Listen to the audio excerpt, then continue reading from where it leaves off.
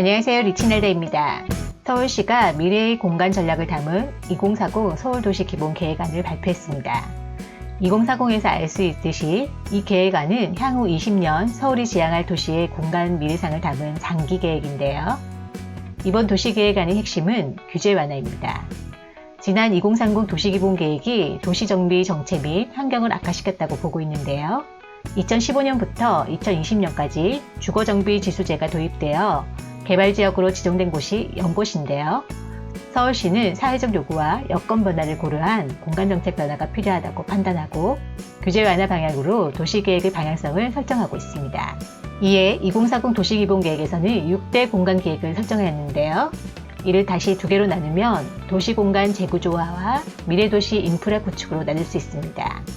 도시공간 재구조화에서 가장 눈에 띄는 것은 다양한 도시의 모습, 도시계획 대전환이고요. 미래도시 인프라 구축에서는 기반시설 입체화로 보이는데요. 그럼 간략히 살펴보겠습니다. 가장 큰 변화인 다양한 도시의 모습, 도시계획 대전환부터 보겠습니다. 서브 타이틀에 있는 신용도 지역제와 스카이라인 관리 기준 개편이 핵심인데요. 기존의 용도 지역제를 비욘드 조닝으로 전면 개편하는 것이죠. 기존의 용도 지역제는 서울의 국토를 용도에 따라 주거, 상업, 공업, 녹지 지역 등으로 구분하여 건물의 높이와 용적률 등을 규제하는 제도인데요. 이를 주거, 업무, 상업 등 기능의 구분이 사라지는 새로운 용도 지역 체계인 비욘드 조닝 실현으로 2025년부터 서울 전역에 단계적으로 적용해 나갈 계획이라고 합니다. 또한 2030 서울도시기본계획에서는 주거의 건물층을 35층 높이 기준으로 제한을 하고 있는데요. 이를 유연하고 정상적인 스카이라인 가이드라인으로 전환한다고 합니다. 지금의 서울을 보면 이렇게 칼로 자른 듯 동일한 높이의 성냥갑처럼 도시를 형성하고 있는데요. 이를 두바이처럼 다채로운 스카이라인으로 구상하도록 허용한다는 거예요. 다만 용적률을 변경하지 않고 높이를 허용하기 때문에 건폐율이 낮아지는 거죠.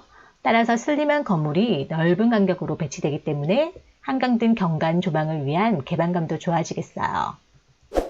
다음으로 미래성장 거점과 중심지 혁신 내용을 보면 2030 서울도시기본계획에서 설정한 3도심, 7강력 중심, 12지역 중심 체계는 유지하는 것으로 하였는데요. 다만 중구, 종로구, 여의도, 강남 3도심의 기능을 고도화하는 방향으로 설정하였습니다. 중심지 고도화 핵심은 규제 완화를 통한 가용지 확보입니다. 서울시는 보존 규제와 정비사업 제한으로 도심이 활력을 잃어간다고 예시했는데요. 서울 사대문 안이 90m 고도 제한이라든지 세운 이 지역 난개발과 종로구 창신동의 도시재생의 실패를 예시하였네요. 결국 기존의 규제를 통한 정비사업 제한으로 서울 도심 경쟁력이 떨어져감을 설명해주고 있습니다. 서울의 3도심 중 서울 원도심의 경우 4+1 축을 조성하였는데요. 강화문에서 시청까지 국가중심축으로 도심 활력을 증진하고요. 인사동에서 명동까지 역사, 문화, 관광축으로 세운지구는 남북 녹지축으로 설정하였는데요. 세운상가 일대를 혁신 거점 조성으로 잡았네요. 그리고 DDP를 복합문화축으로 남북 방향으로 4개의 축으로 설정하였고요. 동서 방향으로는 청계천 인근을 축으로 글로벌 상업축으로 설정하였습니다. 이를 위해 높이 규제 완화, 용적률 기준 완화, 개발 방식을 정비하여 정비사업 적극 지원하는 것으로 원도시의 기존 규제에서 도심 활성화 방향으로 정책을 전환하였습니다. 여의도의 경우 국제금융 중심으로 육성 중인데요. 용산 정비창 개발 사업이죠. 용산의 국제 업무 기능과 연계해 한강을 중심으로 한 글로벌 혁신코어로 조성한다고 합니다. 이외에도 여의도 배후 지원을 위한 노량진 일대의 가용지 활용도 추진한다고 합니다. 강남은 경부 간선도로 입체화로 가용지를 확보하여 업무 문화 거점으로 조성하고요. 국제교류 복합지구 조성 등과 연계한 가용지 창출을 통해 잠실에서 서쪽까지 동서 방향으로 중심 기능을 확산시킬 계획이라고 합니다. 다음으로 수변 중심 공간 지편을 볼게요. 서울 전역에는 61개의 하천이 있다고 하는데요. 특히 하천의 크기와 위계에 따라 한강이 있고요. 안양천, 중량천, 홍제천, 탄천의 4대 지천이 있으며 소하천 및 지류가 있습니다. 소하천 지류는 수변 친화 생활 공간을 조성하고요. 안양천, 중량천, 홍제천, 탄천의 4대 지천은 특화 거점을 찾아 명소로 조성하고 수변 여가 구간의 특성화를 고민하고 있습니다.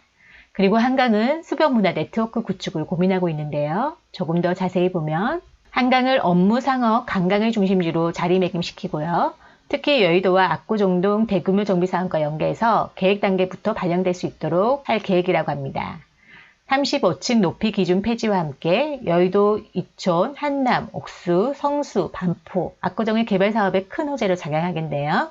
오세훈 시장이 과거 서울시장 재임 시절에 한강 르네상스 프로젝트를 추진해 용산구 레미안 이촌 찰리투스, 성동구 성수 트리마제 등 초고층 아파트를 건축을 허가해 주는 등 층수 규제 완화를 보여준 바가 있는데요. 이번에 이런 도시 계획은 한강 르네상스 시즌 2로 보여지네요.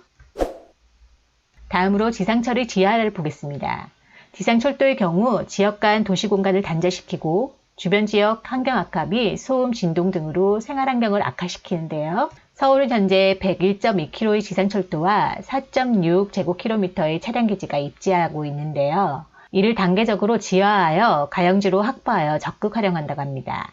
경부선, 경인선, 경의선, 중앙선, 경춘선, 경원선의 국철과 2호선, 3호선, 4호선, 7호선의 도시철도 라인이 보이네요.